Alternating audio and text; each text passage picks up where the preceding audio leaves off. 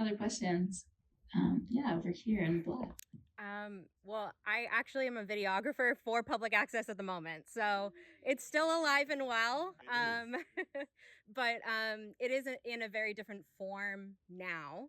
So, was there a version where you kind of continued the progress of public access beyond kind of the 90s and Wayne's World and stuff like that? Thank you for your service. And I actually really would love, maybe we can talk after Sure. here about kind of, is it still a place where literally anybody can come in and put their tapes on, or because we've been asking this question, or like, are there now a little bit wised up to maybe we should have some. It's very tied in with specific communities.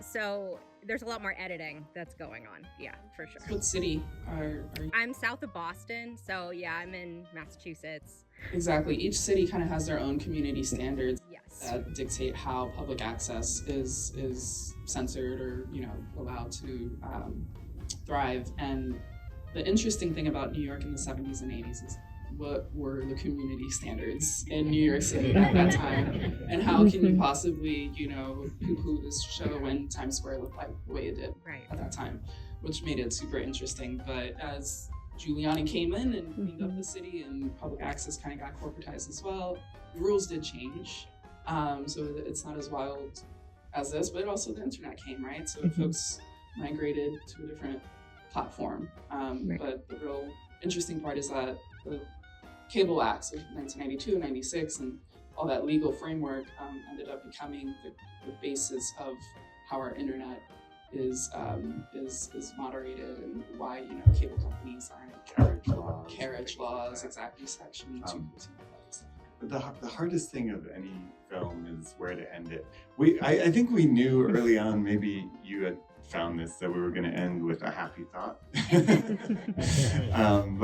So we just had to get there. And it is arbitrary where we end it, like any documentary, right? Like lives go on, things continue. So we kind of were like, okay, the internet's coming.